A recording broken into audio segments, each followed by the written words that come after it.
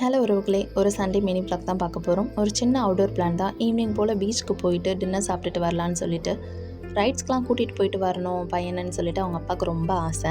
இந்த ரைட்ஸ் போகும்போது என் பையன் ரொம்பவே கத்தி அழுதுட்டான். அவனுக்கு சுத்தமாக பிடிக்கவே இல்லை. ஜம்பிங் தான் வேணும்னு கேட்டான். அப்புறம் சர்க்கஸ் தான் வேணும்னு சொல்லிட்டு இதிலலாம் விளையாடிட்டு இருந்தான். இங்கே நாங்கள் கற்றுக்கிட்ட பெரிய விஷயத்தை பற்றி தான் உங்ககிட்ட ஷேர் பண்ண வந்திருக்கேன். என்னென்னு கேட்டால், பசங்க கூட டைம் ஸ்பெண்ட் பண்ணால் தான் அவங்களுக்கு எது பிடிச்சிருக்கு எது பிடிக்கலன்னு தெரியும். ஆனால் இஷோட அப்பா அவங்க கூட டைம் ஸ்பெண்ட் பண்ணுறதே கிடையாது. இப்போல்லாம் தான் டைம் ஸ்பெண்ட் பண்ணலான்னு சொல்லி கூட்டிகிட்டு போனார். ஆனால் இதில் கற்றுக்கிட்ட ஒரு பெரிய விஷயம் என்னென்னா, இனிமேல் பையன் கூட டைம் ஸ்பெண்ட் பண்ணணும்னு சொல்லிட்டு.